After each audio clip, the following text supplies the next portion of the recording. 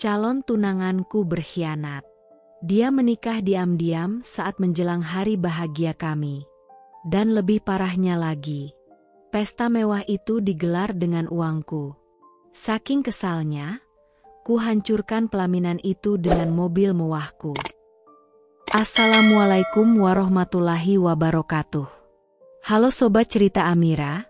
Di sini cerita Amira akan membawamu menyelami kisah yang penuh emosi dan kejutan. Langsung aja yuk, kita lanjut ke ceritanya.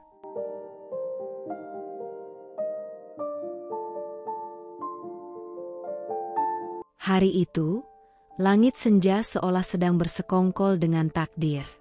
Warna jingga keemasan membanjiri langit, menari di sela gedung-gedung tinggi, menyentuh kaca jendela mobil kami yang melaju perlahan menuju pusat kota. Aku masih ingat, di dalam mobil, Reyhan terus menggenggam tanganku. Tidak seperti biasanya. Tangannya hangat, tapi ada sedikit getar yang tidak biasa. Aku sempat menoleh padanya. "Kamu kenapa, Han? Kok tanganmu dingin?" tanyaku, setengah bercanda.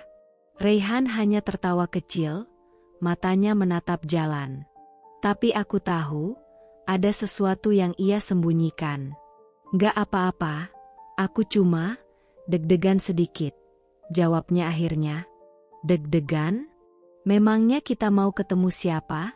tanyaku lagi, masih mencoba menebak-nebak. Tapi ia tak menjawab. Ia hanya tersenyum, senyum yang tak memberitahu apa-apa, namun cukup untuk membuat hatiku ikut berdebar. Ketika kami tiba di sebuah hotel mewah yang belum pernah kukunjungi sebelumnya, aku mulai merasa ada yang aneh. Reyhan turun lebih dulu, lalu membukakan pintu untukku seperti seorang pria bangsawan. Tangan kirinya menggenggam tanganku dengan lebih erat. "Ayo, aku mau tunjukin sesuatu." Kami naik ke lantai paling atas. Rooftop. Aku bisa melihat langit malam yang perlahan mulai menjelma biru tua. Dan saat pintu lift terbuka, aku tercekat. Ruang itu disulap menjadi dunia kecil yang terasa seperti mimpi. Lampu-lampu kecil tergantung di sepanjang sisi teras. Kelopak mawar merah ditabur rapi di atas lantai kayu, membentuk jalan kecil menuju meja makan untuk dua orang yang dikelilingi lilin menyala. Di ujung balkon, ada biola yang dimainkan oleh seorang musisi pria parubaya dengan tuxedo, mengalunkan melodi lembut dari lagu You Are the Reason. Aku berdiri terpaku. "Reyhan," bisikku pelan. "Ini, buat kita." Ia tersenyum, lalu menarikku perlahan. "Ya, sayang, malam ini khusus buat kamu." Mataku mulai berkaca-kaca. Tapi aku belum tahu, malam itu akan menjadi titik balik dari segalanya. Kami duduk berhadapan. Angin malam bertiup pelan, membelai rambutku yang kutata sedikit bergelombang. Reyhan menatapku lama. Tatapan itu bukan hanya penuh cinta, tapi seperti menyimpan sesuatu yang belum terucap. Tapi aku terlalu tenggelam dalam suasana untuk menyadarinya sepenuhnya. Makan malam kami berjalan hangat. Kami tertawa, saling berbagi cerita kecil seperti biasa. Tapi aku sadar, Reyhan lebih banyak diam malam itu. Lebih sering memperhatikan wajahku saat aku bicara. Matanya teduh, tapi dalam, dan ada getar yang terasa di antara keheningan. Lalu tiba-tiba, lampu utama diredupkan. Hanya tinggal cahaya lilin dan lampu gantung yang menyala lembut. Musik berubah. Kali ini, lagu Can't Help Falling in Love mengalun perlahan. Reyhan berdiri dari kursinya. Aku memandangnya, bingung. "Ada apa?" tanyaku pelan.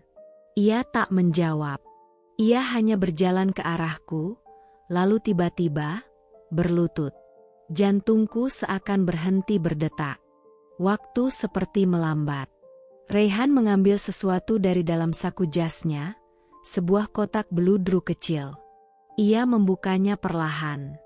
Di dalamnya, Sebuah cincin dengan berlian mungil memantulkan cahaya lilin, berkilau lembut namun menyesakkan dada. Aku menutup mulutku dengan kedua tangan. Air mata langsung menggenang di pelupuk mataku. Bahkan sebelum ia berkata apapun, aku tahu, malam ini akan tertulis selamanya dalam ingatanku. Alia. Suara Rehan lirih, serak, namun tegas. Sejak pertama kali aku kenal kamu, aku tahu, kamu bukan orang biasa. Kamu perempuan yang bikin aku merasa pulang. Aku mulai menangis. Air mataku jatuh, satu-satu. Aku pernah gagal dalam banyak hal.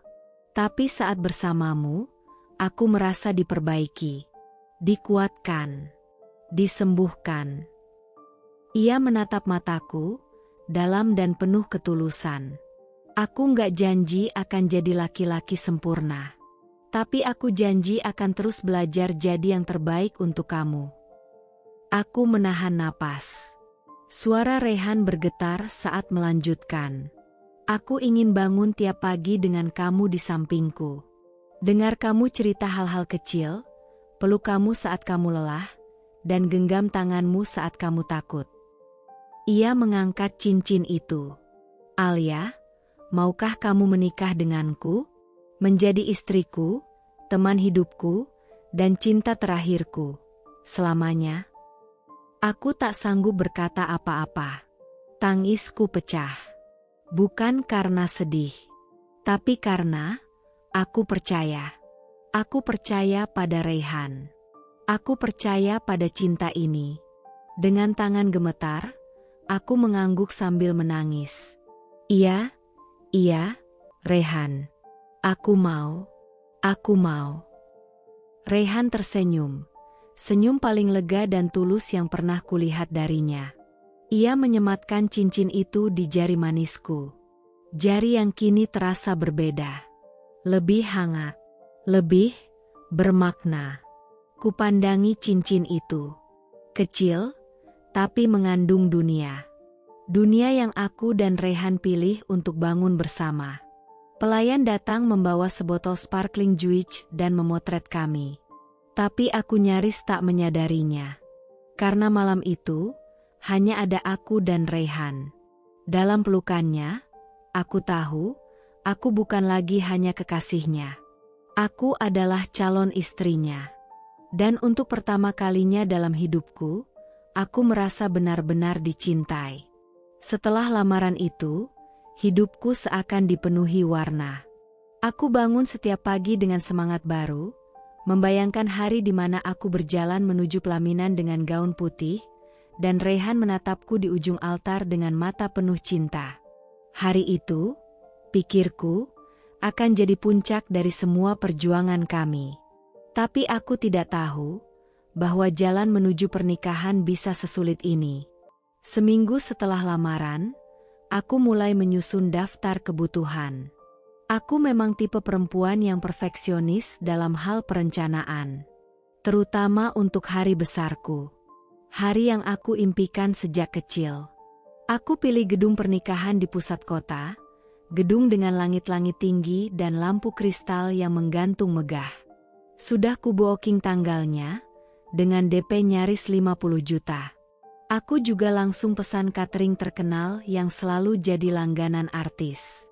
Menunya lengkap, dari western food sampai tradisional, karena aku ingin semua tamu merasa dihargai.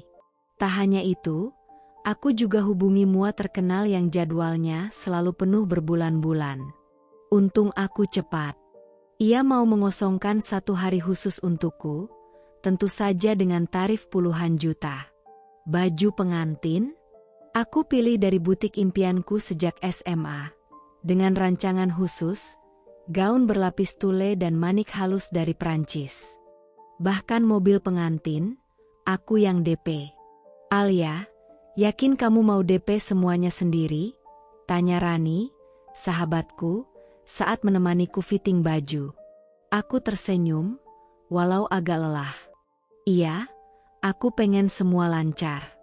Rehan kan lagi fokus ke bisnisnya. Katanya nanti dia ganti semua begitu usahanya mulai jalan.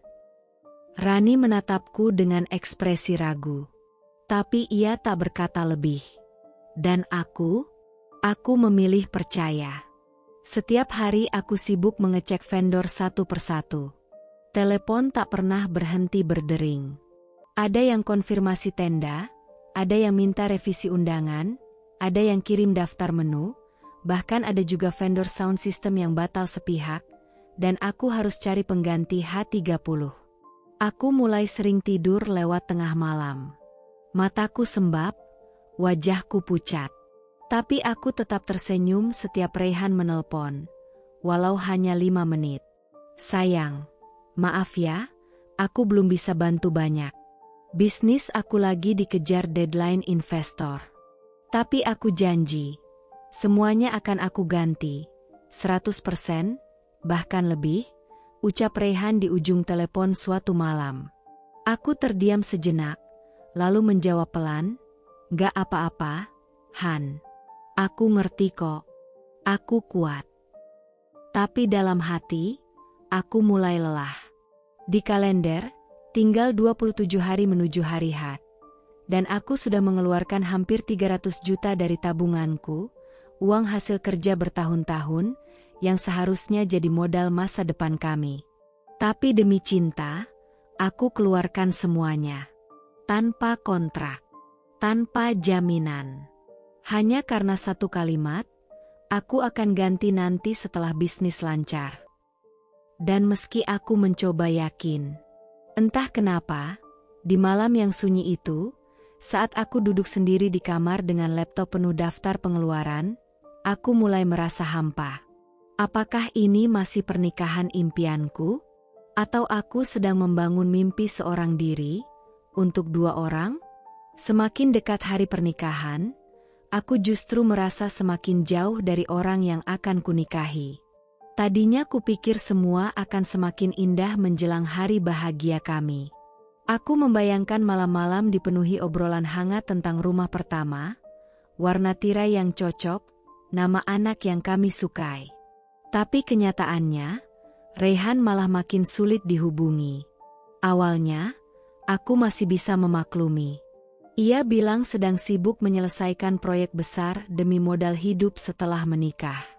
Katanya, ini kesempatan langka. Sekali berhasil, keuangan kami akan stabil untuk jangka panjang. Aku mengangguk, mencoba percaya. Tapi lama-lama, hatiku tak bisa lagi bohong. Tiap malam aku menunggu kabarnya.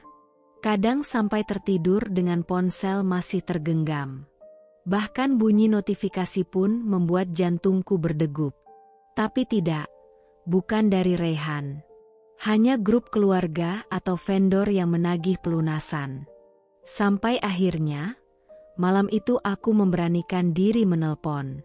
"Raihan, kamu di mana? Udah 2 hari nggak kabar," tanyaku, suaraku gemetar menahan rindu dan kekesalan. "Aku lagi di luar kota, sayang. Ada urusan proyek mendadak," jawabnya cepat, seperti hafalan yang sudah disiapkan. "Oke, tapi bisa video call sebentar? Aku cuma mau lihat kamu. 5 menit aja." Diam. Hening yang memekakan. "Sayang, sinyalnya jelek di sini.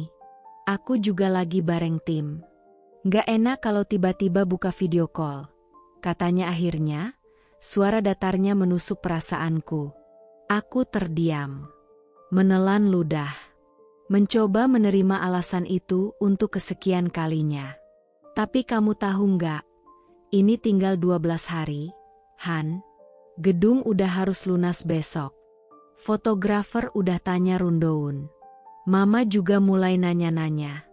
Aku ngerasa ngurus ini sendirian," kataku lirih. "Alia, aku udah bilang, aku bakal ganti semuanya setelah proyek ini cair. Aku kerja siang malam buat masa depan kita, tapi kamu malah kayak nggak ngerti perjuangan aku." Nada suaranya berubah tajam. Dan hatiku makin remuk. Aku ngerti, Tapi yang aku butuhin itu bukan cuma uang, Rehan. Aku butuh kehadiran kamu. Aku capek, Han. Beneran capek. Dia menghela napas panjang. Udahlah, jangan dibahas terus. Aku capek juga denger kamu ngeluh mulu. Nggak semua hal harus kamu dramatisir, Alia. Sejak kapan aku dianggap dramatis? Padahal aku hanya ingin merasakan sedikit saja dari cinta yang dulu begitu hangat ia tunjukkan. Setelah itu, telepon ditutup sepihak. Dan malam itu, aku duduk sendiri di kamar, dikelilingi undangan yang belum terkirim dan gaun pengantin yang tergantung di balik pintu. Air mataku jatuh satu persatu tanpa suara. Bukan karena Rehan marah, tapi karena aku merasa seperti bukan siapa-siapa lagi. Cincin di jariku masih berkilau, tapi rasanya sudah kehilangan makna. Apakah ini cinta? Atau aku hanya sedang jatuh cinta sendirian? Hari itu aku sedang duduk di ruang tamu rumah Mama, memeriksa ulang daftar konfirmasi tamu.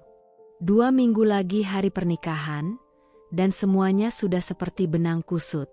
Banyak yang belum jelas. Banyak juga yang terasa janggal. Ponselku tergeletak di samping, tak kunjung berdering.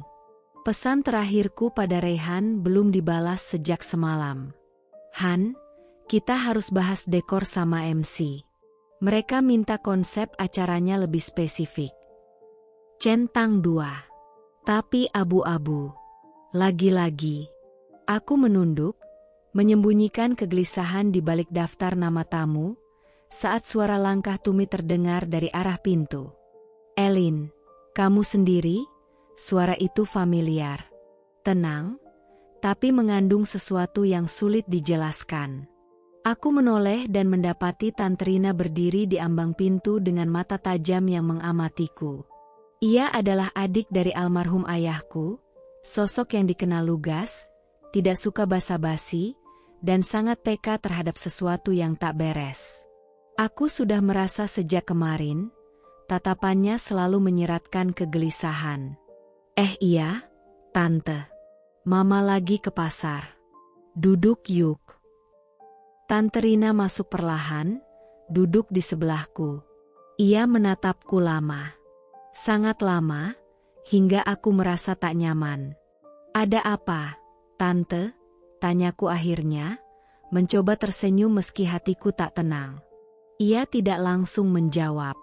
Ia menatap jemarinya sejenak, lalu menarik napas dalam-dalam. Laras Elina, kamu anak baik. Kamu perempuan cerdas. Tapi kadang, orang baik itu terlalu cepat percaya. Aku terdiam. Kalimat itu, seperti tamparan pelan yang penuh makna. Aku tahu kamu sayang sama Rehan. Tapi kamu harus siap untuk tahu yang sebenarnya. Lanjutnya, dengan suara yang nyaris berbisik. Dadaku terasa sesak. Ada apa, Tante? Tante Rina menatap mataku. Tatapannya dalam, penuh iba, tapi juga penuh kejujuran. Aku pernah lihat Rehan. Aku menelan ludah. Maksudnya? Beberapa minggu lalu, aku habis antar dokumen ke klien di daerah apartemen Menteng. Saat keluar dari lift, aku lihat Rehan. Ia berhenti sejenak. Dia masuk ke unit apartemen, bareng seorang wanita. Duniaku seperti berputar. Apartemen, suaraku nyaris tak keluar. Wanita, siapa? Aku nggak tahu. Tapi cara mereka berjalan, sangat dekat. Rehan bahkan menggenggam tangan wanita itu. Tante Rina memejamkan mata sejenak. Aku diam, Elin. Karena aku pikir mungkin aku salah lihat. Tapi setelah dengar dari keluargamu bahwa Rehan makin jarang muncul, makin sering menghilang, aku nggak bisa diam lebih lama. Aku merasa perutku mual. Ruangan terasa sempit. Nafasku pendek. Tapi dia bilang sibuk proyek. Keluar kota. Nggak sempat video call karena sinyal. Elin. Suara Tante Rina memotongku. Lembut, tapi tajam. Kalau seorang laki-laki mencintai perempuan yang akan ia nikahi, dia akan mencari waktu. Bukan alasan. Air mataku mulai menggenang. Tidak, tidak. Ini tidak mungkin. Rehan tidak seperti itu. Kadang kita terlalu ingin percaya, sampai menutup semua tanda yang sudah Tuhan tunjukkan. Lanjut Tante Rina. Aku tidak menyuruhmu batalkan pernikahan. Tapi kamu berhak tahu siapa calon suamimu sebenarnya. Aku menunduk. Bahuku bergetar. Tangan gemetar di atas pangkuan. Cincin tunangan itu terasa seperti beban di jari manisku. Tante, kalau semua ini benar, aku harus bagaimana? Tanyaku dengan suara lirih. Tante Rina menggenggam tanganku. Kamu perempuan yang layak dicintai dengan jujur. Jangan biarkan dirimu menikah hanya karena takut malu atau sudah terlanjur. Lebih baik patah sekarang, daripada hancur nanti. Dan hari itu, benih keraguan yang selama ini kutahan, akhirnya tumbuh menjadi luka nyata. Hari itu, hujan turun sejak pagi. Gerimis kecil mengusap jendela kamarku, seolah ikut menyanyikan lagu sedih yang tak henti mengalun di dalam hatiku. Aku duduk sendirian di tempat tidur, masih mengenakan hoodie abu-abu dan rambut yang belum sempat kusisir rapi. Cincin tunanganku masih tersemat di jari manis. Meski kini terasa dingin, asing, seperti bukan milikku lagi.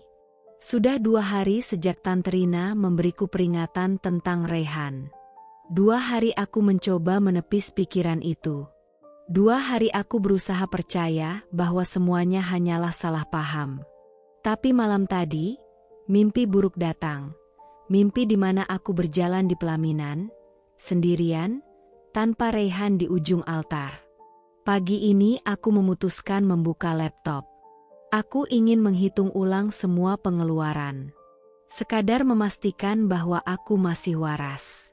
Bahwa uang yang selama ini kutabur untuk pernikahan belum sepenuhnya menghisap habis tabungan hidupku. Aku membuka aplikasi internet bankingku.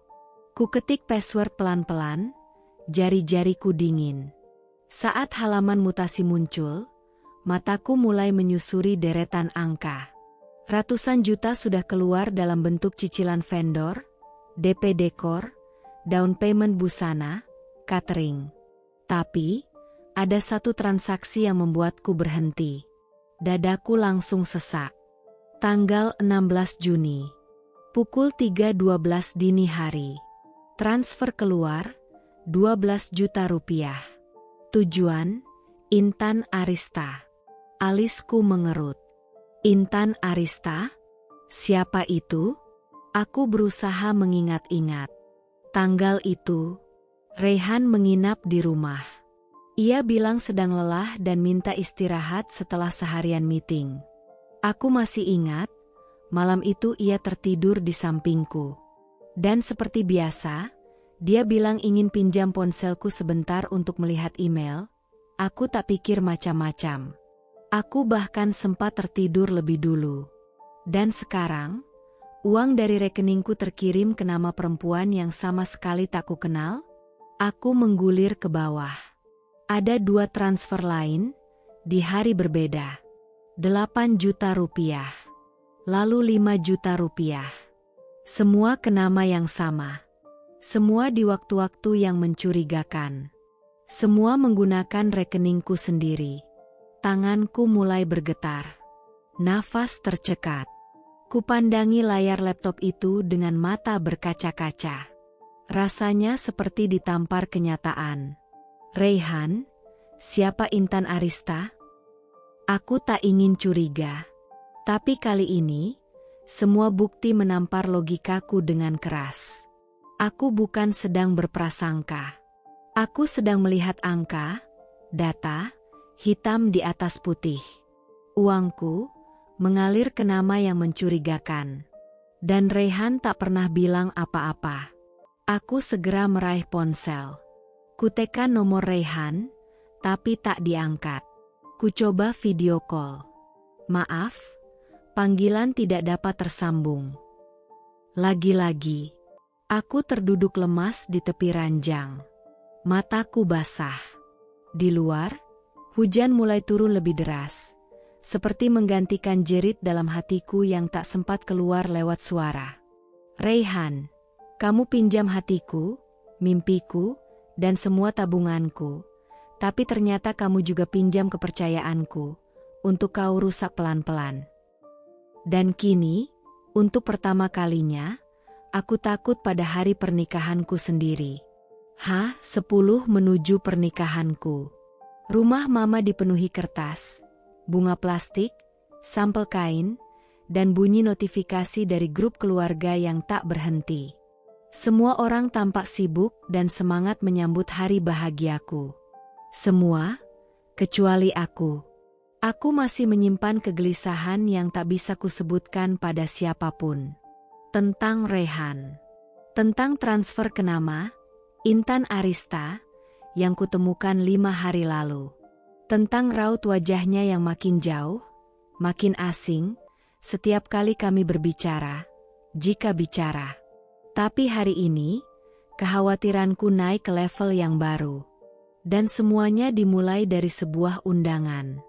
Sekotak amplop putih gading dikirim oleh kurir ekspedisi. Tidak ada nama pengirim. Tidak juga stempel resmi. Hanya namaku, ditulis tangan dengan pulpen hitam di pojok kanan atas. Rapi, formal. Tapi justru, itu yang membuat bulu kuduku meremang. Untuk Laras Elina. Aku membuka amplop itu perlahan.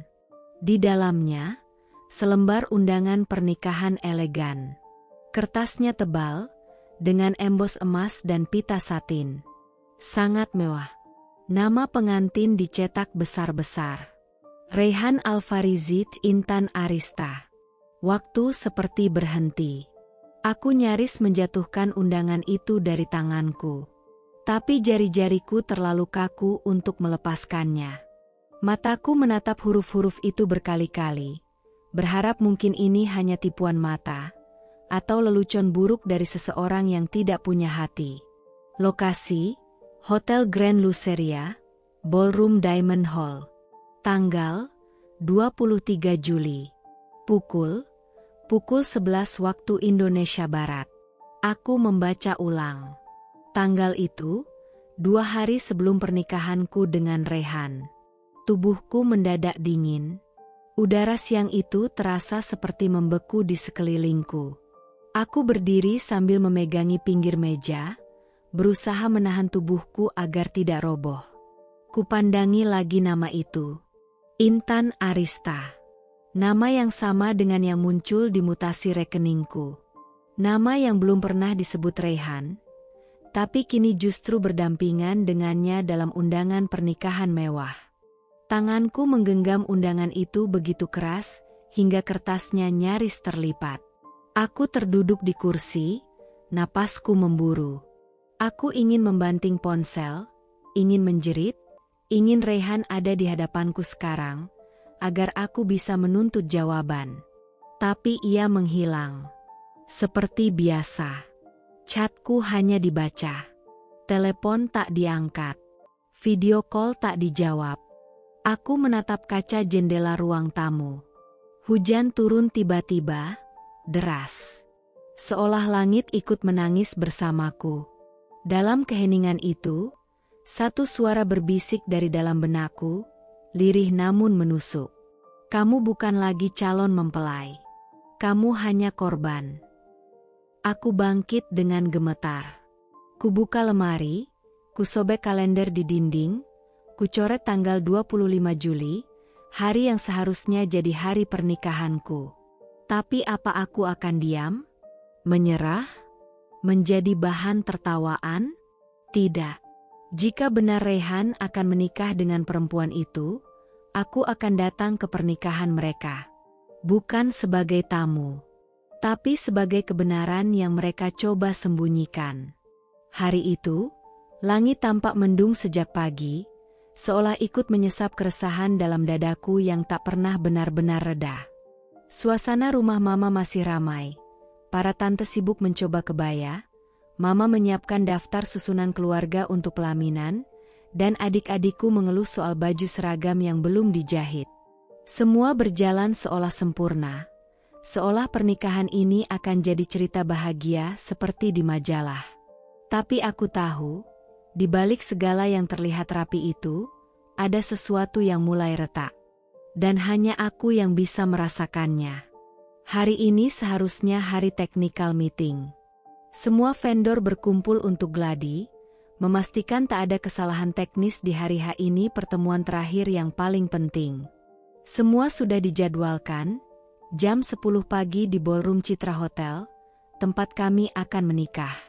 Tapi Raihan, calon pengantinku, calon imamku, pria yang pernah berjanji akan menatapku seumur hidup, tak muncul. Tak ada kabar. Tak ada pesan. Tak ada suara. Kupandangi layar ponselku yang sepi, jari-jariku gemetar menahan dorongan untuk menghubunginya lagi. Tapi untuk apa? Sudah 6 kali aku menelpon. Sudah 9 pesan ku kirim. Semuanya dibaca. Tapi tak satu pun dibalas. Aku duduk di kursi paling depan ballroom, menahan air mata agar tidak tumpah di hadapan para vendor yang menatapku dengan campuran kasihan dan kebingungan. Aku hanya tersenyum kaku dan berkata, "Raihannya sedang di luar kota. Dia titip saya yang handle hari ini." Bohong. Lagi-lagi aku berbohong untuk menutupi jejak ketidakhadirannya. Setelah pertemuan selesai dan semua orang pulang, aku berdiri di depan pintu ballroom, memandangi ruangan yang sebentar lagi akan menjadi saksi janji pernikahan kami. Tapi aneh, bayangan itu kini terasa jauh. Kabur. Samar. Langkah kakiku membawaku pergi ke tempat yang tak seharusnya kutuju. Apartemen Raihan. Aku tak tahu apa yang membuatku pergi ke sana. Mungkin sekadar ingin memastikan bahwa ia baik-baik saja. Atau mungkin, aku hanya ingin tahu apakah masih ada ruang untukku di dunianya. Aku naik lift sendirian. Setiap lantai yang kulewati terasa seperti luka yang bertambah dalam. Dan saat pintu lift terbuka, aku berjalan menuju pintu apartemen Raihan dengan tangan dingin. Kunci cadangan masih kusimpan. Dan dengan setengah ragu, aku membukanya. Klik. Pintu terbuka. Ruangan gelap. Sepi. Tidak ada suara. Tidak ada Raihan. Aku melangkah pelan ke dalam. Apartemen itu sunyi, terlalu sunyi. Tak ada jejak kehidupan. Tirai tertutup. Lampu mati. Udara pengap. Dan aroma ruangan itu bukan lagi aroma tubuh Raihan, tapi aroma kosong, aroma pengkhianatan. Dan saat aku masuk ke kamar, disitulah aku menemukannya. Di atas meja rias Raihan, bunga mawar merah. Sudah layu. Kelopaknya menghitam di tepi, sebagian berguguran ke meja. Batangnya miring tak beraturan. Bunganya sekarat. Dan di samping vas kaca bening itu, tergeletak selembar kertas. Sederhana, kertas putih polos. Tanpa amplop, tanpa tanda hormat. Hanya sebuah kalimat. Tulisan tangan Raihan, aku tahu betul. Terima kasih telah membiayai segalanya. Kalimat itu singkat. Tapi rasanya lebih menyakitkan dari semua penghinaan yang pernah kudengar seumur hidupku. Aku membacanya sekali, lalu lagi, dan lagi. Berharap aku salah baca. Berharap mataku menipuku. Tapi tidak. Itu nyata. Terima kasih telah membiayai segalanya. Begitu dingin. Begitu sinis. Begitu tak berperasaan. Jantungku serasa dihantam palu. Tenggorokanku tercekat. Tanganku terlepas lemas di sisi tubuhku. Aku terduduk di tepi tempat tidur, Ranjang yang dulu Rehan bilang akan menjadi tempat kami memulai pagi bersama setelah sah. Mataku menatap bunga mati itu. Dan aku sadar. Itu aku. Akulah bunga itu. Yang dulu disiram, dirawat, dibanggakan. Tapi kini dibiarkan mati perlahan tanpa penjelasan. Dibuang. Ditinggal. Air mataku jatuh satu persatu. Bukan karena sedih, tapi karena hancur. Karena bodoh.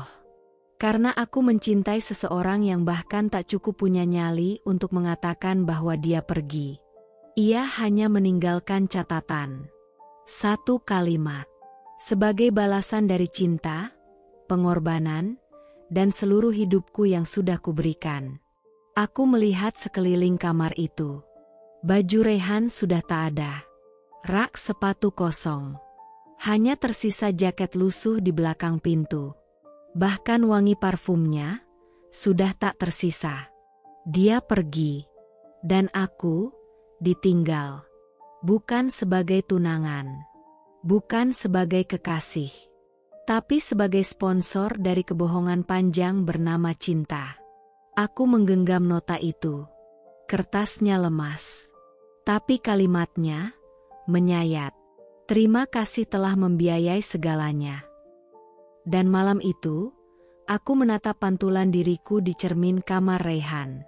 Riasanku luntur. Mataku sembab. Rambutku kusut. Dan untuk pertama kalinya, aku bertanya, "Elin, sampai kapan kamu akan diam?" Hari itu bukan hari pernikahanku. Tapi aku berdandan lebih rapi dari biasanya. Aku memakai blus putih gading dan rok panjang abu yang jatuh lembut. Makeup tipis, tapi cukup untuk menutupi sembab di bawah mata.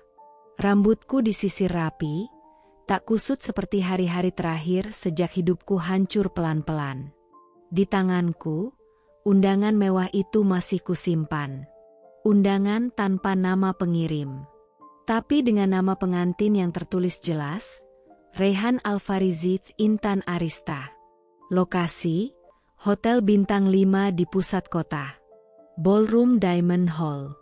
Hari ini, pukul 11. Jantungku berdetak tidak beraturan sejak subuh.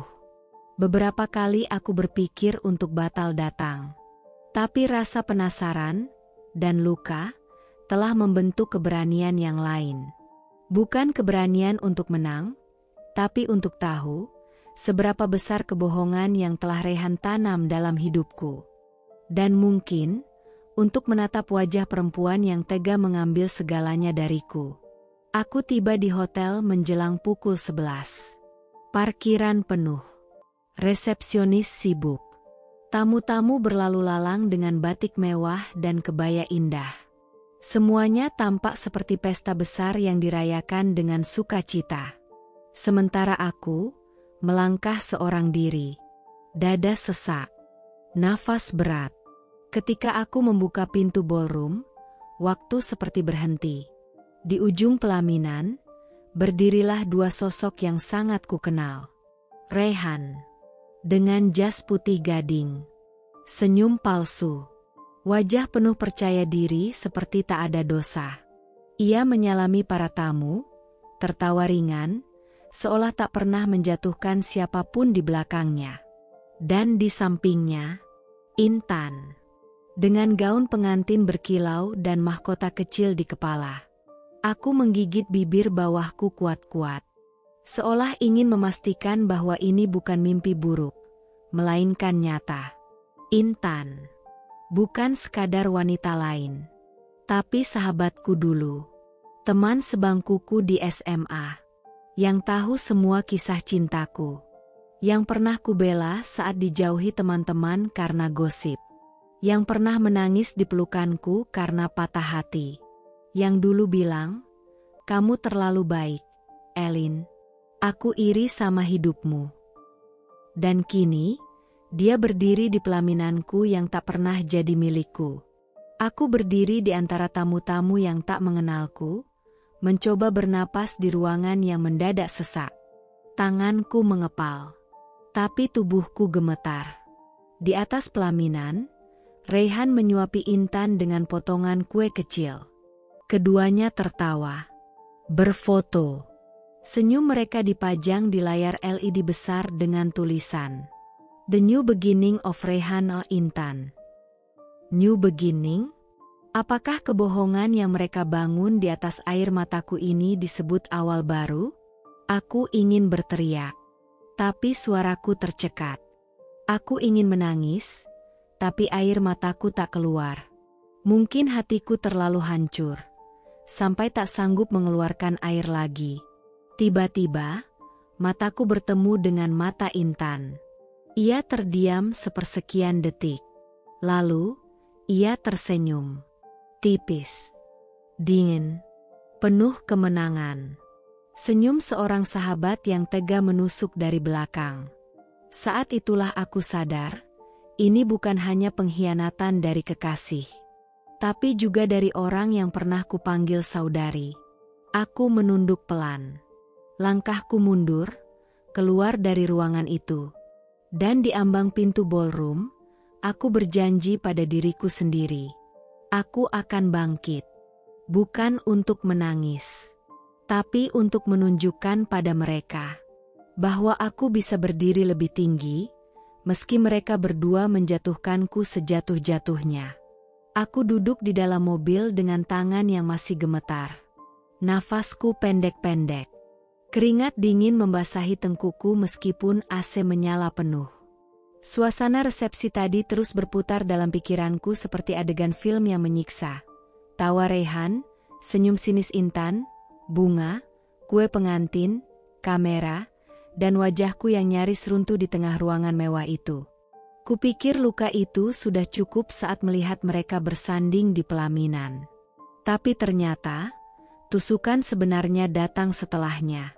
Setibaku di rumah, aku duduk diam di ruang makan. Mama menyuguhkan teh hangat, tapi tak sempat kuteguk. Wajahku pucat, mataku kosong. Dan Mama tak tahu, anak perempuannya baru saja menyaksikan pesta pernikahan milik sendiri, tanpa dia sebagai pengantin. Beberapa jam setelah itu, ponselku berdering. Nomor yang tak ku kenal. Selamat malam, Mbak Elin. Ini dari tim dekorasi Sentosa Wedding. Kami hanya ingin memastikan bahwa pembayaran full sudah diterima pihak Raihan untuk acara hari ini. Kalau ada kelebihan DP dari Mbak Elin, akan kami refund minggu depan, ya? Aku mengerutkan dahi. Tunggu. Maksudnya, ini acara Raihan dan Intan? Ya, benar, Mbak. Acara hari ini di Grand Luceria Ballroom. Sesuai rundown yang sudah kami sepakati saat meeting bersama 2 minggu lalu. Tim kami siapkan sesuai arahan desain Mbak, tema Garden White Rustic. Tanganku bergetar. Tema itu kan temaku. Temanya aku. Betul, Mbak. Vendor-vendor lain juga sudah terima pelunasan dari Raihan, tapi DP awal semuanya memang dari Mbak Elin. Kami tinggal menyesuaikan. Maaf sebelumnya, kami kira Mbak Elin sudah tahu soal ini. Klik. Telepon terputus. Dunia di sekelilingku mendadak hening. Tak ada suara. Tak ada napas. Hanya jantungku yang berdetak begitu keras, seolah hendak melubangi dadaku dari dalam. Kupandangi meja makan. Di sana ada map biru, tempat seluruh nota transaksi vendor pernikahanku tersusun rapi. Kubuka lembar demi lembar. Semua masih ada. Kwitansi dari gedung Grand Luceria, DP catering mewah, fee mua, biaya sound system, event MC, semuanya aku yang bayar. Dan semuanya digunakan untuk pesta mereka. Pesta yang kutata dengan cinta, yang kususun dengan semangat, yang kubiayai dengan tabungan selama bertahun-tahun. Tapi bukan aku pengantinnya. Bukan aku yang berdiri di pelaminan. Tanganku mulai mengepal. Tubuhku menggigil. Tapi bukan karena dingin. Aku menggigil karena amarah. Aku bangkit dari kursi. Mataku panas. Napasku terengah. Untuk pertama kalinya dalam hidupku, aku merasa benar-benar dikhianati sampai ke akar. Raihan bukan hanya mengambil cintaku. Bukan hanya merampas kepercayaanku. Dia mencuri hidupku. Dia merampok masa depanku. Dan dia berikan semuanya pada sahabatku sendiri. Seketika, kenangan bermunculan seperti luka lama yang dibuka paksa. Saat aku berlari ke sana kemari mengurus vendor, dia bilang sedang meeting. Saat aku mengirim rundown ke emailnya, dia tak pernah membalas. Saat aku menyusun tema dekorasi rustic garden impianku, dia hanya bilang, "Terserah kamu aja, sayang." Karena ternyata, semua itu memang akan digunakan. Tapi bukan untukku. Tangisku pecah malam itu. Tapi bukan tangis putus asa. Bukan tangis lemah. Itu adalah tangis terakhir dari seorang perempuan yang terluka dan siap bangkit. Aku berdiri di depan cermin kamar, menatap wajahku yang penuh air mata dan noda maskara yang turun hingga ke dagu. Dan aku bersumpah dalam hati, jika mereka tega mencuri segalanya dariku, maka aku akan rebut kembali semuanya, tanpa menyentuh satu pun dari mereka. Aku akan berdiri lebih tinggi, lebih anggun, dan mereka akan menatapku, bukan karena cinta, tapi karena penyesalan yang tak akan pernah bisa mereka bayar. Ballroom itu mewah. Lampu kristal bergemerlapan di langit-langit. Dekorasi rustic garden yang dulu kuimpikan kini menjelma nyata, tapi bukan untukku. Semua milik mereka. Raihan dan Intan. Aku berdiri di antara kerumunan tamu yang tertawa. Tak ada yang sadar bahwa perempuan yang berdiri kaku di sisi pintu adalah sponsor utama dari pesta ini. Mereka naik ke pelaminan dengan wajah penuh kemenangan. Gaun Intan menjuntai sempurna, ditaburi mutiara dan renda. Gaun yang kuincar saat survei vendor. Bahkan bentuk mahkotanya sama. Raihan berdiri di sampingnya, seolah tak pernah mengenalku. Matanya menyapu ruangan dengan percaya diri, tak ada rasa bersalah. Tak ada jejak luka di wajahnya, padahal dia yang meninggalkan luka paling dalam di hidupku. Kakiku ingin pergi, tapi mataku tertahan. Dan saat tatapan itu bertemu, aku dan Intan, sahabat masa laluku, waktu seperti membeku. Ia melihatku. Langsung. Tajam. Mata kami bertaut selama 3 detik yang terasa seperti 3 tahun. Lalu, ia tersenyum. Tapi bukan senyum haru. Bukan senyum malu. Itu senyum menang. Senyum licik. Senyum pengkhianat. Langkahnya turun dari pelaminan, gaunnya berdesir mengikuti gerakan tubuhnya yang tenang dan percaya diri. Beberapa tamu menoleh heran, tapi Intan tetap melangkah ke arahku, tanpa ragu. Dan di hadapanku, perempuan yang dulu menangis karena putus cinta di bahuku itu, berdiri dengan kepala tegak, menatapku dari atas ke bawah, lalu menyeringai. "Maaf, Elin." Suaranya pelan, tapi bagai pisau menembus tulang. "Kau terlalu mudah percaya." Dunia runtuh. Tak ada lagi musik. Tak ada lagi tawa. Yang tersisa hanya suara degup jantungku yang menggema di kepala. Aku membuka mulut. Ingin membalas. Ingin menampar. Ingin berteriak. Tapi lidahku keluh. Hatiku terlalu penuh untuk berkata-kata. Dia melangkah lebih dekat. Wajahnya tetap tersenyum. Suaranya berbisik. "Raihan datang padaku saat kalian masih bersama. Tapi aku tahu dari awal, kamu terlalu sibuk mengejar impian pernikahan sempurna, sampai lupa satu hal, kamu tak pernah benar-benar punya dia." Air mataku jatuh satu demi satu.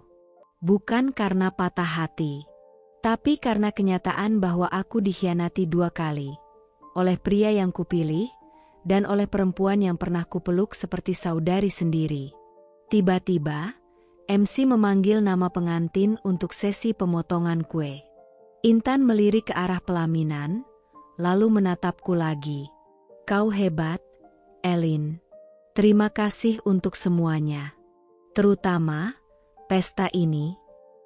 Lalu dia berbalik, meninggalkanku di tengah ballroom. Seperti meninggalkan debu. Seperti aku ini bukan siapa-siapa. Tanganku gemetar. Tapi aku tidak jatuh. Tidak hari ini, aku menyeka air mata. Dan untuk pertama kalinya sejak hari pertunanganku, aku tersenyum. Bukan senyum bahagia, tapi senyum perempuan yang sedang disakiti, dan tahu, ia tidak akan tinggal diam. Kau bilang aku mudah percaya, Tan. Tapi kau akan lihat, perempuan yang pernah kau injak ini, akan jadi alasan kau menyesal seumur hidupmu. Aku tak tahu bagaimana tubuhku bisa bergerak secepat itu. Yang kuingat hanya suara dentuman jantung di dada, wajah Intan yang menyeringai di pelaminan, dan kalimat keparat itu. Terima kasih untuk pestanya. Darahku mendidih. Tubuhku bergetar. Tapi bukan karena takut. Karena amarah. Aku berlari keluar ballroom seperti dirasuki badai. Sepatuku lepas satu, tapi aku tak peduli.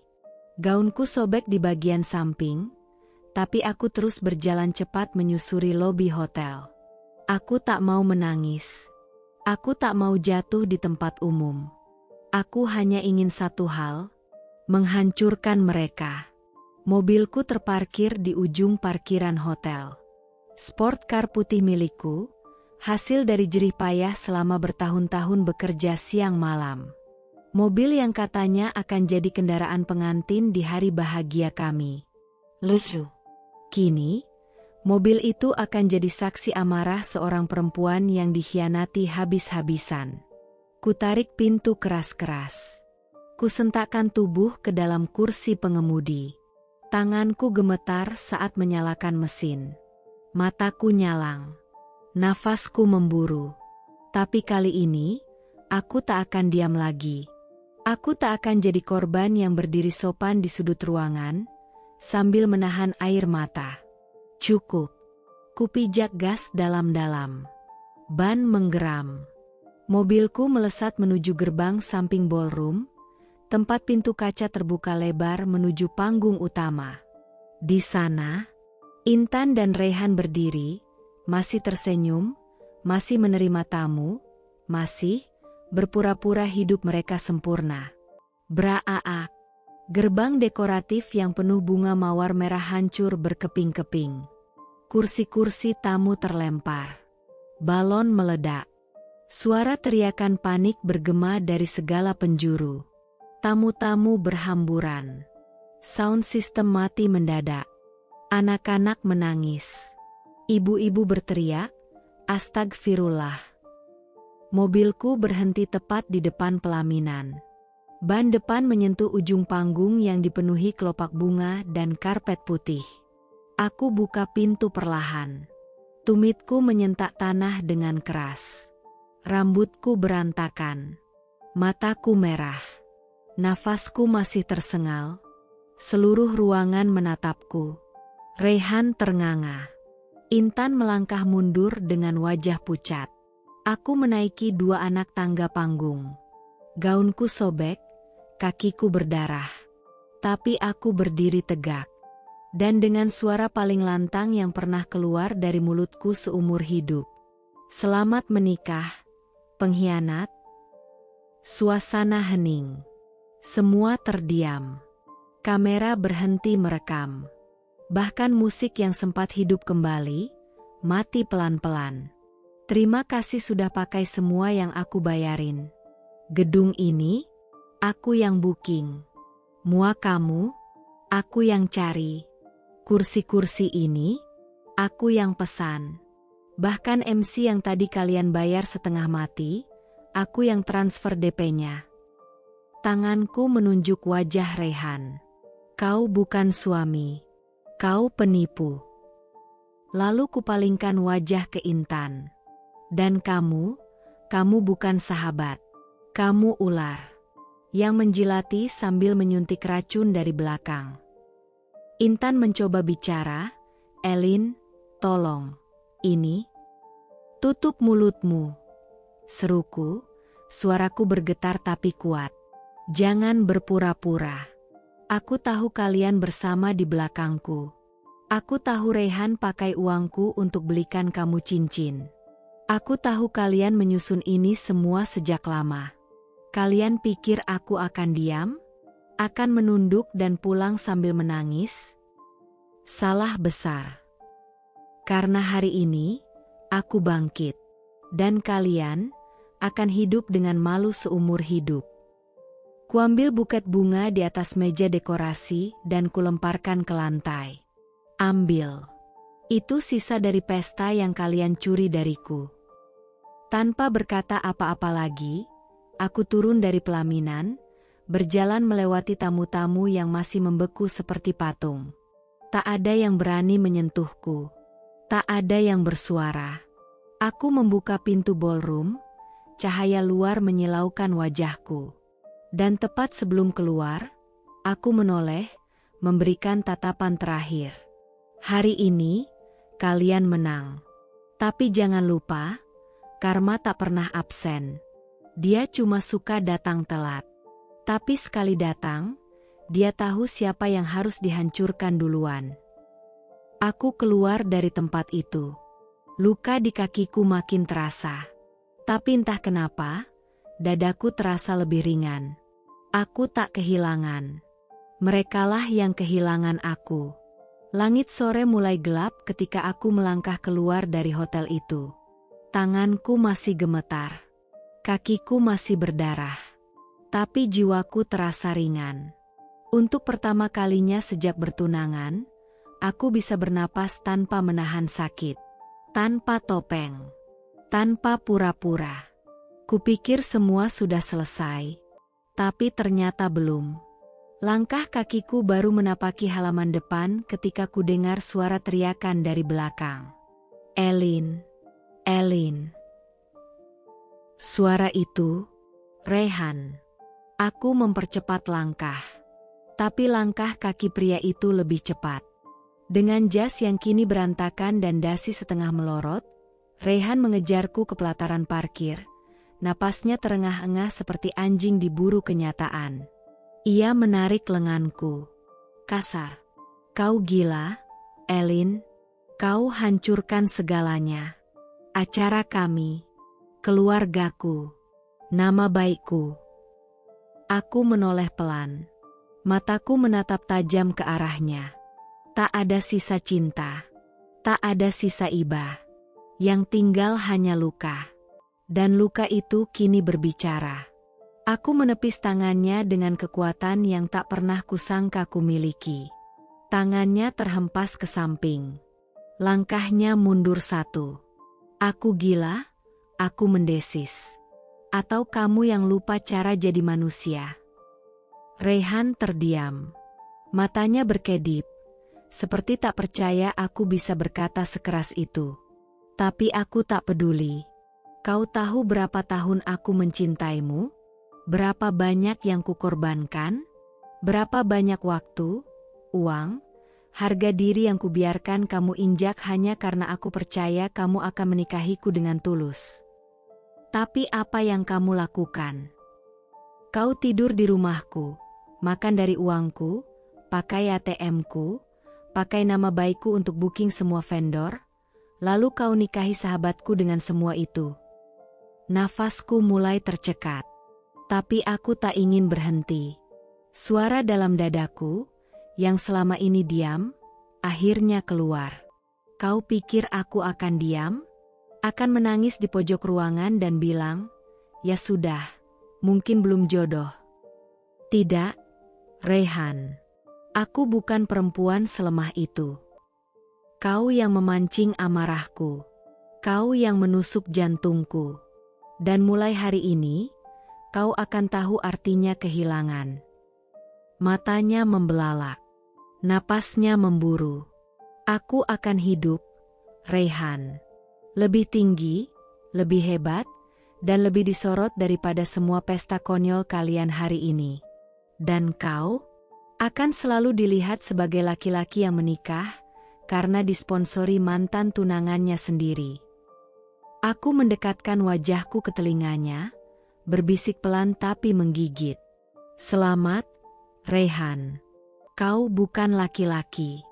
Kau cuma laki-laki peliharaan yang berhasil mengubah uangku jadi pesta pernikahan dengan wanita yang menusukku. Aku menatapnya 1 detik terakhir. Lalu berjalan pergi, tanpa menoleh. Meninggalkan Rayhan berdiri diam di tengah parkiran, seperti pecundang yang baru sadar bahwa dunianya akan mulai runtuh. Sekarang. Hari itu aku duduk di seberang meja kaca panjang, di sebuah kantor hukum ternama. Jari-jariku menyentuh permukaan meja dingin dengan tenang. Di hadapanku duduk seorang pria berkacamata bundar, rapi, elegan, dengan segumpal berkas tebal di tangannya. Semua ini bisa diproses secara legal, Mbak Elin, kata Pak Wibowo, pengacara yang baru 2 hari lalu kutemui atas rekomendasi teman bisnis lama. Aku mengangguk. Saya ingin semuanya dimulai sekarang. Tanganku tidak lagi gemetar. Tidak seperti malam Rayhan menikah. Tidak seperti waktu aku melihat Intan tersenyum di pelaminanku. Hari ini, aku duduk sebagai perempuan baru. Luka masih ada, tapi bukan lagi untuk diratapi. Luka ini jadi bahan bakar.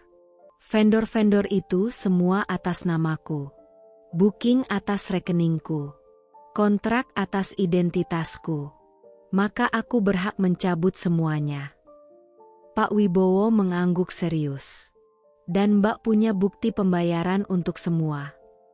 Kutarik map berwarna marun dari tas tanganku. Kubuka. Di dalamnya, bukti transfer, invoice, kontrak kerjasama, dan korespondensi email. Lengkap. Terstruktur. Mematikan. 2 hari kemudian, email resmi dikirimkan ke semua vendor. Subjek, pemberhentian dan peninjauan ulang kerjasama. Atas nama Elin W. Hartanto, seluruh perjanjian kerjasama dengan Grand Luceria Ballroom, Io Citra Wedding, Bella Flora Decor, dan Soundwave Entertainment dinyatakan berhenti dan dibekukan sementara sampai pemberitahuan lebih lanjut. Segala bentuk pelanggaran penggunaan nama klien tanpa izin tertulis akan diproses secara hukum. Tak butuh waktu lama untuk dampaknya terasa. Pihak hotel menghubungiku dengan suara panik. Bu Elin, mohon maaf, acara tempo hari terjadi kerusakan pada area ballroom. Kami pikir acara itu atas nama ibu. Acara itu bukan pestaku. Itu pencurian nama dan properti. Silakan langsung tuntut penyelenggara sesungguhnya. Saya punya bukti kuat bahwa saya tidak terlibat. Seminggu kemudian, Rayhan duduk di ruang tamu apartemennya dengan wajah muram. Surat somasi dari pihak hotel tergeletak di atas meja. Total kerugian karena kerusakan dekorasi, pelaminan, kursi, dan dinding kaca yang retak akibat insiden mobil Elin ditagihkan padanya. Jumlah 128 juta rupiah. Dan itu belum termasuk denda pembatalan sepihak dari vendor catering dan dekorasi, karena semua atas nama Elin, dan Rayhan tidak punya legal standing. Teleponnya berdering. Suara panik dari pihak WO. Intan duduk di sampingnya dengan wajah tegang. Gimana, Han? WO minta ganti rugi. Vendor musik juga. Katanya semua di atas namamu tuh cuma tempelan. Mereka tuntut aku juga karena aku ikut teken rundown. Rayhan mengacak rambutnya frustasi. Kenapa dia bisa segila itu? Dan di tempat lain, di ruang kerja sunyi, aku menatap layar laptopku sambil tersenyum tipis. Membuka satu file baru bernama Perhitungan Kerugian Moral Finansial. Kubisikkan pada diriku sendiri. Kau mainkan aku, Rayhan. Sekarang aku mainkan kamu. Tapi dengan cara yang elegan. Sore itu langit mendung. Bukan karena cuaca saja, tapi karena hati yang kembali diaduk tanpa permisi. Aku sedang duduk di beranda belakang rumah Mama, menyesap teh melati hangat. Tanganku sudah tak lagi gemetar seperti dulu, tapi hatiku tetap rapuh saat mengenang semua yang terjadi. Suara langkah pelan terdengar dari arah pintu kaca. Aku menoleh. Tante Rina. Dengan wajah ragu, tapi tatapan yang tak bisa bohong, ia menyimpan sesuatu. Ia duduk di sebelahku, membuka tasnya, dan mengeluarkan satu map coklat tipis. Elin, maaf kalau tante buka luka lama. Tapi ini, kamu harus tahu. Aku mengernyit, mengambil map itu. Kubuka perlahan. Isinya fotokopi dokumen proyek, data investor, dan beberapa foto candid. Salah satu foto membuat napasku terhenti. Intan. Dengan seorang pria setengah baya. Berperut buncit. Mengenakan jas mahal. Di dalam restoran hotel bintang 5. Tangannya menyentuh pinggang Intan, terlalu akrab untuk sekadar rekan kerja. Siapa? Siapa ini? Tanyaku dengan suara menurun, bergetar. Tante Rina menatapku dalam. Namanya Pak Adrian. Dia salah satu investor utama proyek properti Reyhan.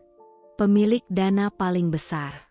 Dan Intan, sudah lama jadi wanita simpanannya. Aku menutup map itu pelan. Mulutku terkatup, mataku menatap kosong ke arah taman. Tapi batinku bergejolak. Kau yakin, Tan? Tante bukan cuma dengar. Tante lihat sendiri. 2 tahun lalu, waktu Tante urus acara dinas, mereka datang ke Bali, bareng. Tapi waktu itu Tante pikir mungkin sekadar kenalan kerja. Sampai akhirnya, Tante dengar rumor bahwa Pak Adrian ingin menitipkan Intan ke proyek Reyhan sebagai jaminan. Aku menatapnya tak percaya.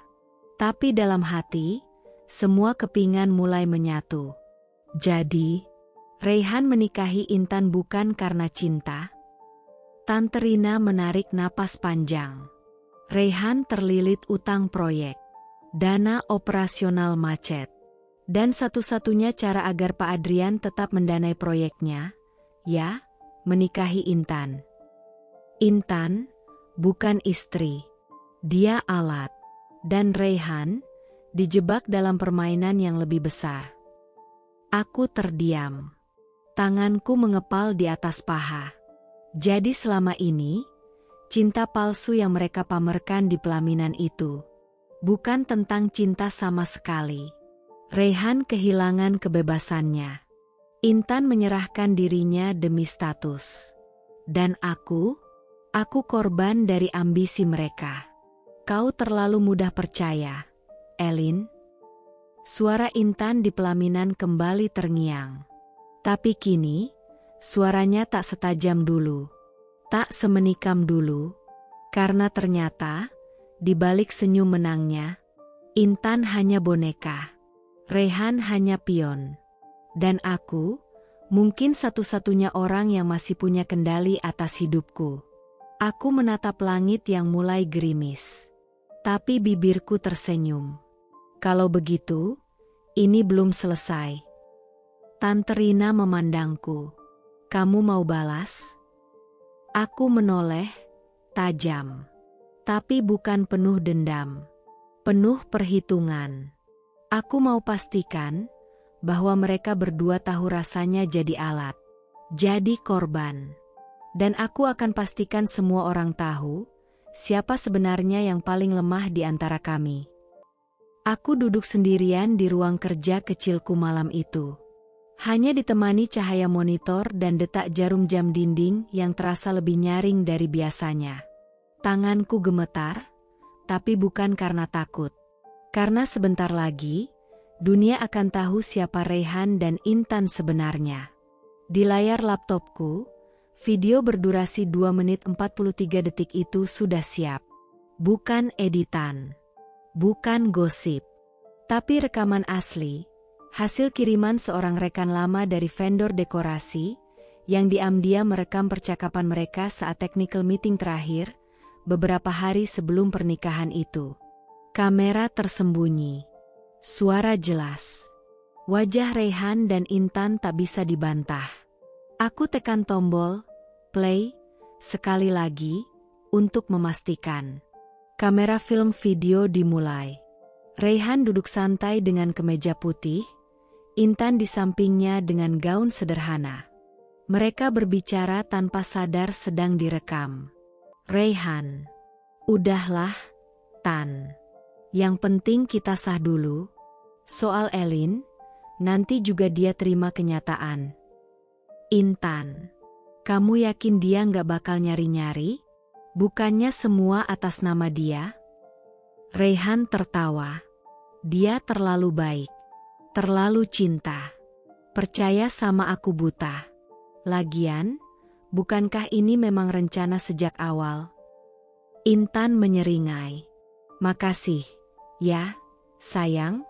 Udah rela pakai uang mantan buat nikah sama aku. Reyhan, apapun biar proyek gue aman.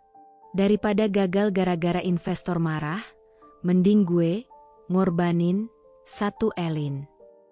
Kamera film video berakhir. Jantungku berdetak kencang.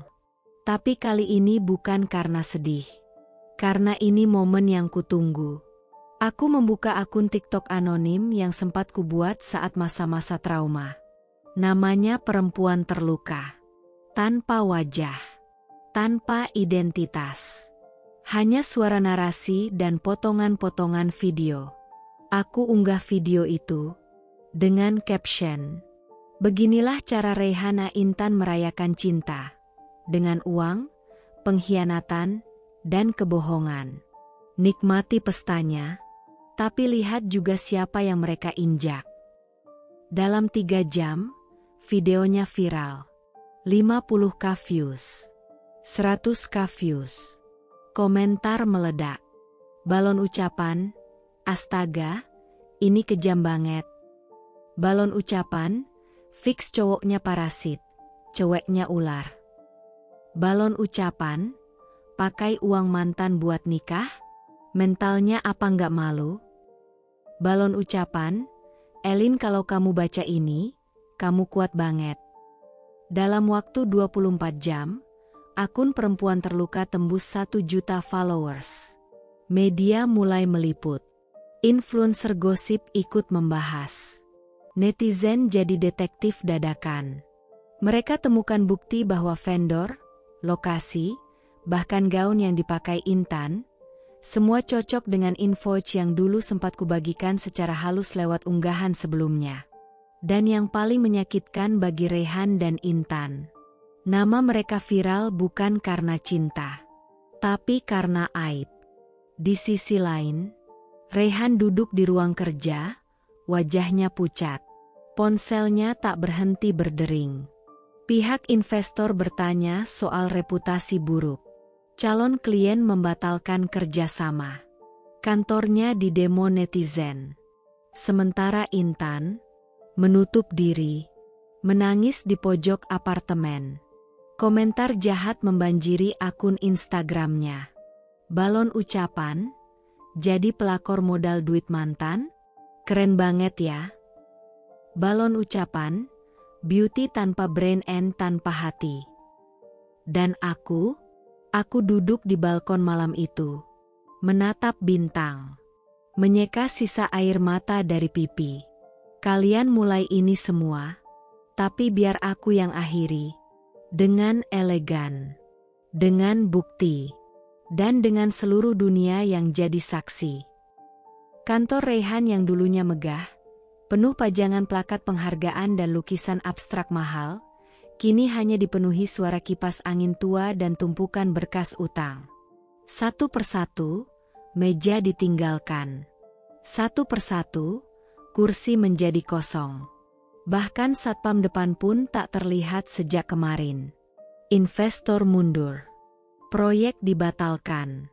Dan nama Reyhan yang dulu dielu-elukan sebagai pengusaha muda sukses, kini berubah jadi ejekan di media sosial. Semua bermula dari video itu. Video yang membuka topeng mereka. Yang membuat publik tahu siapa dia, siapa mereka. Kami tidak bisa bekerja sama dengan orang yang tidak bisa menjaga reputasi. Tulis salah satu email penarikan dana dari investor luar negeri. Atas pertimbangan integritas, kontrak ini kami nyatakan batal. Bunyi surat resmi dari salah satu bank swasta rekanan. Satu persatu, semua pergi. Reyhan duduk di ruangannya, tak ada lagi dasi, tak ada lagi senyum percaya diri. Yang tersisa hanyalah setumpuk amplop merah dari debt collector dan notifikasi rekening yang nyaris nol. Ia mengangkat ponsel, menghubungi satu-satunya orang yang masih ia anggap punya. Intan. Halo? Sayang, kamu di mana? Tan, aku butuh kamu sekarang. Kita bisa atur ulang semuanya, ya? Kita bisa cari jalan keluar bareng. Tapi kamu harus balik. Kita bisa. Suaranya terputus oleh nada dingin di ujung sana.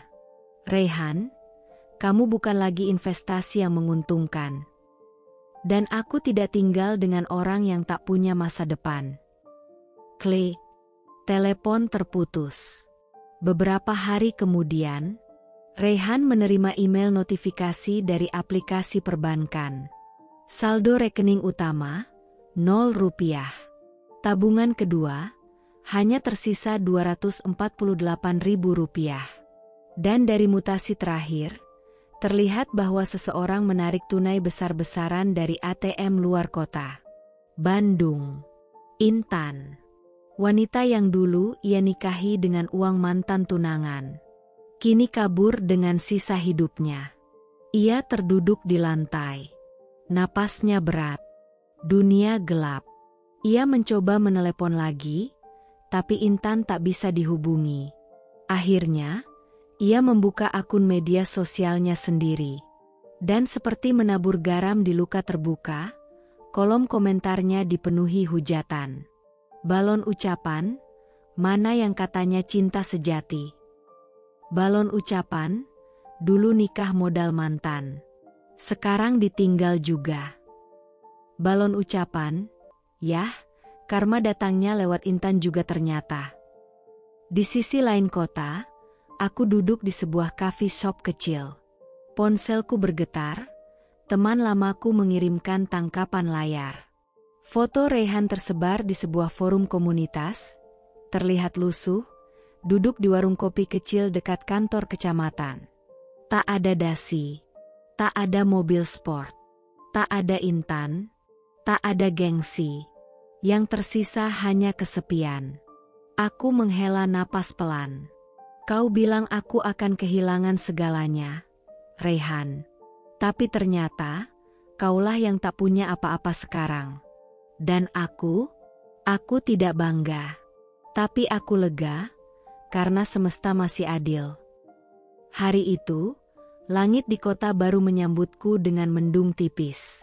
Tidak suram, tapi cukup kelabu untuk menyatu dengan hatiku yang masih membawa sisa luka. Tapi kali ini, lukaku bukan lagi jurang.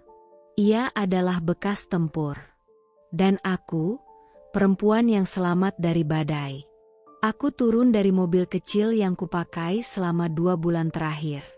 Bukan lagi mobil sport putih yang dulu kubanggakan.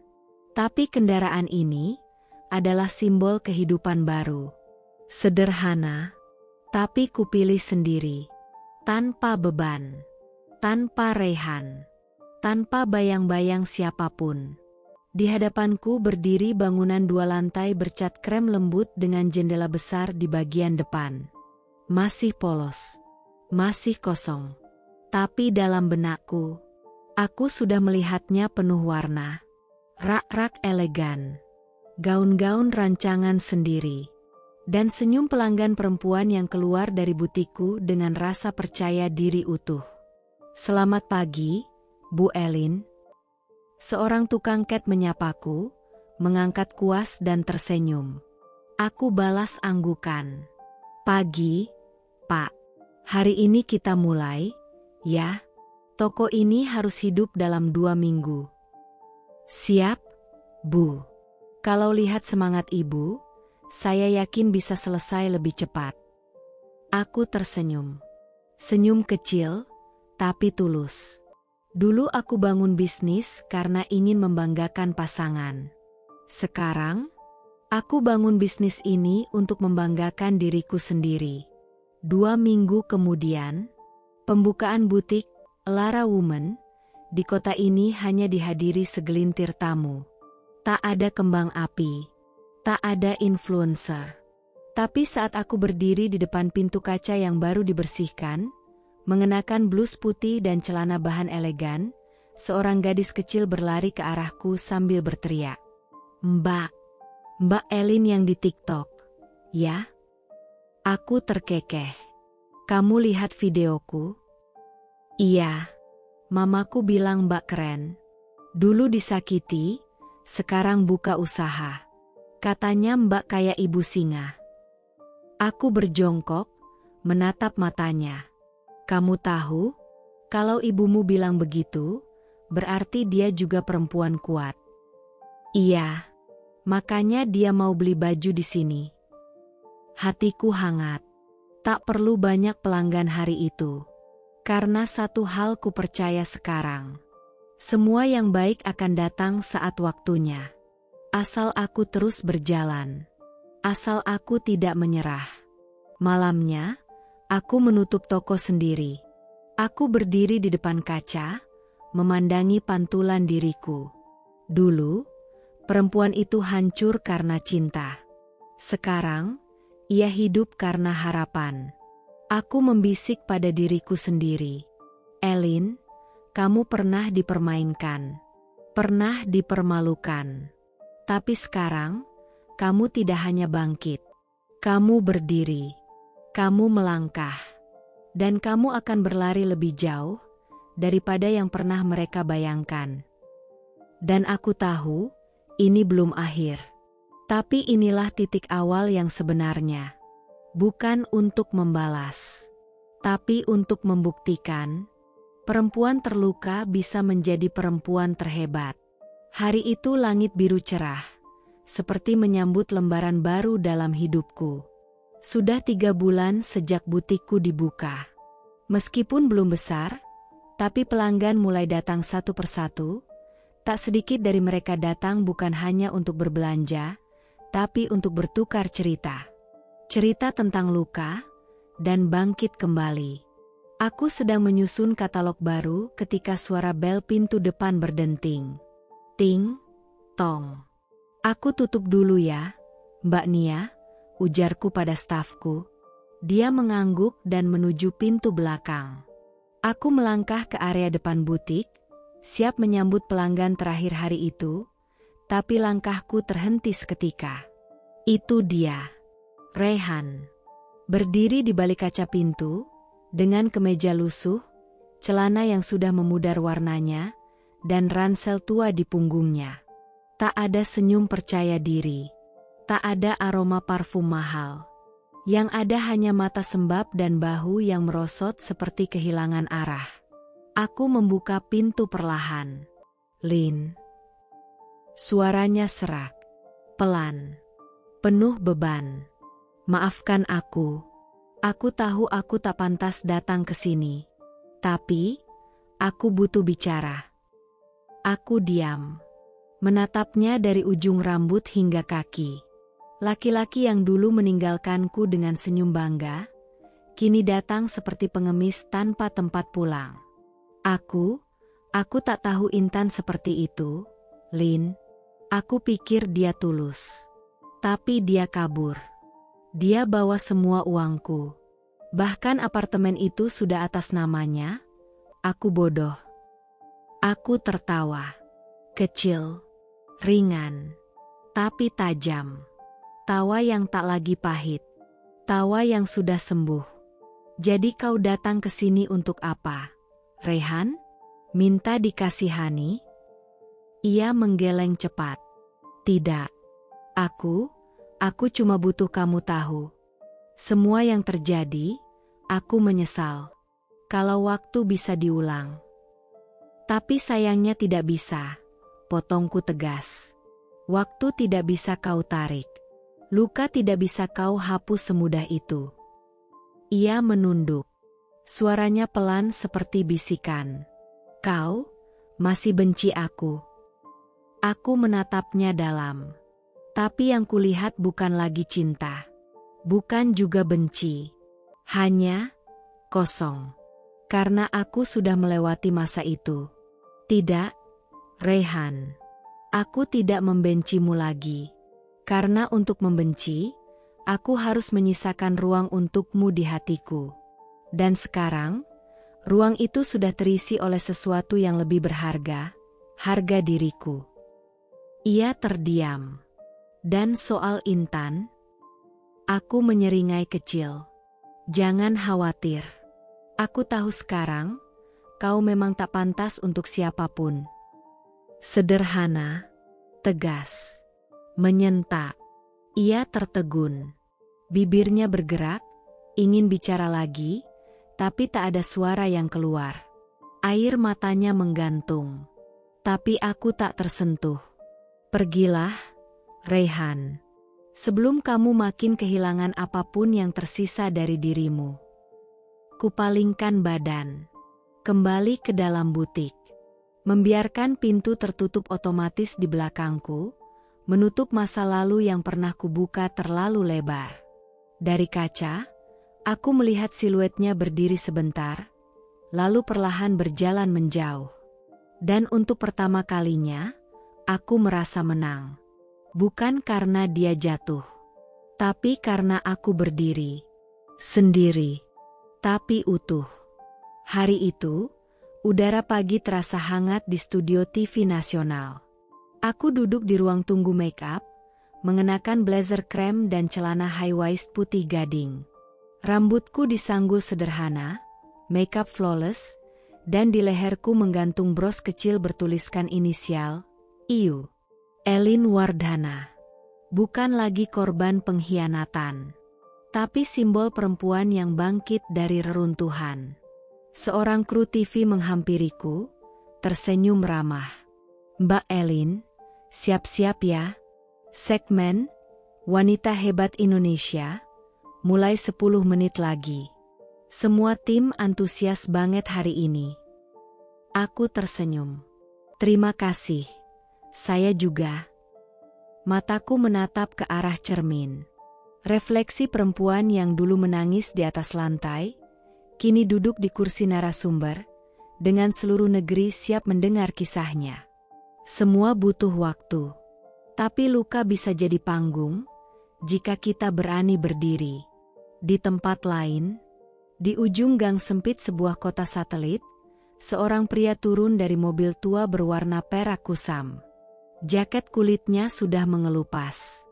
Matanya sayu. Rambut tak terurus. Ia mengangkat koper kecil dari bagasi dan berjalan pelan menuju pintu rumah kontrakan petak.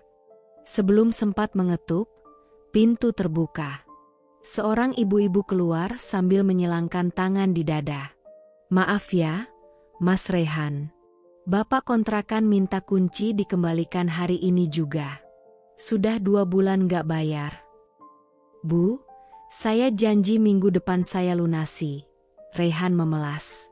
Saya baru mulai kerja jadi sopir online. Orderan belum stabil. Udah telat, Mas. Banyak yang ngantri rumah ini. Lagian, dulu katanya pengusaha, kok sekarang malah.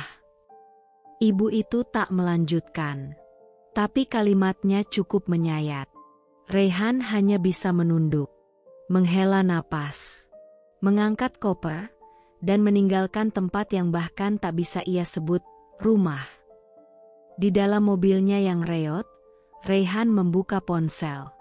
Baterainya tinggal 12%. Tapi notifikasi berita muncul. Elin Wardhana. Dari korban pengkhianatan hingga menjadi ikon pengusaha wanita Indonesia. Ia mengetuk link itu. Video siaran langsung sedang tayang. Dan di sana, Di layar kecil ponselnya, wajah Elin muncul. Cantik, elegan, wibawa. Duduk bersama host terkenal, menceritakan kisah jatuh bangunnya. Saya pikir, saya akan hancur. Tapi ternyata, justru saat itu saya sedang disiapkan untuk berdiri lebih tinggi, ujar Elin dengan senyum tenang. Saya tidak ingin membalas dengan dendam. Saya membalas dengan pencapaian. Rehan menatap layar itu lama. 2 bulir air jatuh dari sudut matanya. Elin, aku salah. Tapi tak ada yang menjawab. Karena waktu tak bisa diputar. Karena karma tak bisa dinegosiasikan. Di studio, setelah acara selesai, aku melangkah keluar. Seorang kru menyerahkan buket bunga. Ini dari penonton yang terinspirasi. Mbak, ada kartu kecil juga. Kubuka. Hanya 1 kalimat. Terima kasih sudah bangkit. Karena dari kebangkitanmu, banyak dari kami ikut berani melangkah. Hatiku menghangat. Mataku menatap langit biru dari balkon studio. Tuhan, terima kasih. Karena aku tidak dibalas dengan sakit, tapi dibalas dengan kekuatan. Dan di antara kita, yang menghancurkan, kini terseok. Yang disakiti, kini bersinar. Karena begitulah hidup. Karma tak buta. Hanya menunggu waktu untuk membuka mata. Lampu-lampu pameran berpendar anggun, memantulkan cahaya dari lantai marmer putih yang mengilap. Di tengah keramaian pameran fashion bertaraf nasional itu, Elin melangkah mantap dengan langkah yang tak terburu-buru, namun pasti. Ia mengenakan gaun hitam minimalis dengan potongan tegas di bahu, rambut disanggul tinggi dengan anting kristal kecil menggantung anggun. Di tangan kanannya tergantung undangan VIP berstempel emas. Women of Impact Fashion Business Gala 2025. Di pundaknya, nama dan reputasi tak tertulis. Tapi semua orang tahu siapa dia. Elin Wardhana. Pengusaha sukses. Narasumber nasional. Desainer yang merepresentasikan perempuan yang bangkit dari luka terdalam. Sambil berjalan menuju area lounge, Elin berhenti sejenak di dekat booth kecil yang menjual produk skincare lokal. Di sanalah, matanya tanpa sengaja menangkap sosok seseorang yang dulu pernah begitu ia kenal. Intan. Gaun putih polos, rambut digerai seadanya, wajah full makeup, tapi ekspresi letih tak bisa disembunyikan. Di dadanya tergantung papan nama. Intan A, Beauty Advisor. Ia sedang berdiri sambil menyodorkan selebaran ke pengunjung. Tapi saat ia menoleh dan melihat siapa yang berdiri hanya beberapa meter darinya, matanya membelalak. Waktu berhenti. Orang-orang berlalu lalang di antara mereka, tapi hanya satu suara yang terdengar dalam hening itu. Elin, bisik Intan lirih, nyaris tak terdengar. Tangannya menahan selebaran, dan tatapan matanya bergetar, antara malu, takut, dan rindu akan masa yang tak bisa ia ulang. Tapi Elin tak membalas. Ia hanya tersenyum. Senyum kecil, tapi cukup menusuk. Senyum yang mengatakan, "Aku tidak membencimu, karena aku sudah di atas semua itu." Lalu Elin melangkah.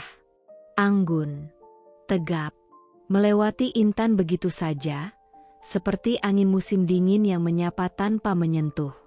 Intan mematung, menunduk, dan untuk pertama kalinya, bukan karena ditinggalkan Rehan, bukan karena kehilangan uang, tapi karena tatapan Elin yang tak menghakimi, justru membuatnya merasa sangat kecil. Di panggung utama, pembawa acara memanggil. Dan sekarang, mari kita sambut perempuan inspiratif yang akan membagikan perjalanannya dari titik nol menuju puncak, Elin Wardhana. Suara tepuk tangan menggema. Lampu sorot menyala. Elin naik ke panggung dengan kepala tegak. Ruang penuh orang-orang penting menyambutnya, sementara dari kejauhan, seseorang yang pernah merebut segalanya darinya, kini hanya bisa menatap dari balik kerumunan. Dan itulah akhirnya. Elin tak perlu membalas. Karena semesta sudah melakukannya dengan lebih elegan. Ia menang, bukan karena berteriak, tapi karena ia tetap diam dan tetap berjalan. Malam itu aku duduk sendirian di balkon apartemenku yang baru. Angin berembus pelan, menyapu helaian rambutku yang terurai bebas. Di bawah sana, lampu-lampu kota berkelap-kelip, seperti sekumpulan harapan yang tak pernah padam. Tanganku menggenggam secangkir teh hangat, sementara pikiranku melayang ke belakang, ke semua yang telah kulalui. Pesta mewah itu. Lampu kristal bergantung di langit-langit ballroom. Bunga mawar merah. Gelak tawa. Dan aku, berjalan masuk mengenakan gaun terbaikku, hanya untuk menyaksikan pengkhianatan paling kejam dalam hidupku. Saat itu, aku kira semuanya hancur. Tapi ternyata, kehancuran bukan akhir. Ia hanya pintu yang terbuka, menuju versi terbaik dari diriku.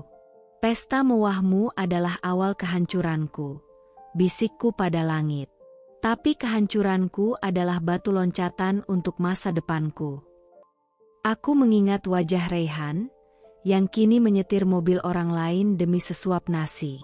Aku teringat Intan, yang kini berdiri dengan senyum palsu, menawarkan tester di sudut acara, jauh dari kemewahan yang dulu ia rebut dariku. Dan aku telah membangun sesuatu dari puing-puing luka. Butik, reputasi, daya. Tapi yang paling berharga adalah hati yang tak lagi rapuh. Terima kasih telah menunjukkan siapa kalian, gumamku pelan. Karena berkat pengkhianatan itu, aku menemukan kekuatanku sendiri. Aku menghela napas. Senyum kecil terlukis di bibirku. Aku bukan korban. Aku pemenang. Karena kemenangan sejati bukan ketika orang lain jatuh, tapi saat aku bangkit dan memilih untuk tetap berjalan. Dengan kepala tegak dan hati yang utuh. Elin adalah potret perempuan yang pernah dikhianati habis-habisan oleh cinta, sahabat, dan harapan yang ia bangun dengan tulus. Ia jatuh, terseret, dihancurkan, bahkan dipermalukan di hadapan orang banyak. Tapi dari kehancuran itulah ia bangkit. Ia tak memilih membalas dengan amarah, melainkan dengan pencapaian. Ia tak menjadikan luka sebagai kutukan, melainkan bahan bakar untuk terbang lebih tinggi. Raihan dan Intan akhirnya tenggelam dalam karma yang mereka ciptakan sendiri. Sementara Elin melangkah anggun ke panggung hidup barunya. Lebih kuat, lebih bijak, dan lebih bercahaya. Ia tak lagi perempuan yang menangis di balik pintu. Ia kini menjadi perempuan yang menginspirasi dunia. Karena dalam hidup, kemenangan sejati bukan tentang membalas dendam, tapi tentang berdiri kembali dan berjalan lebih jauh dari mereka yang pernah menjatuhkanmu.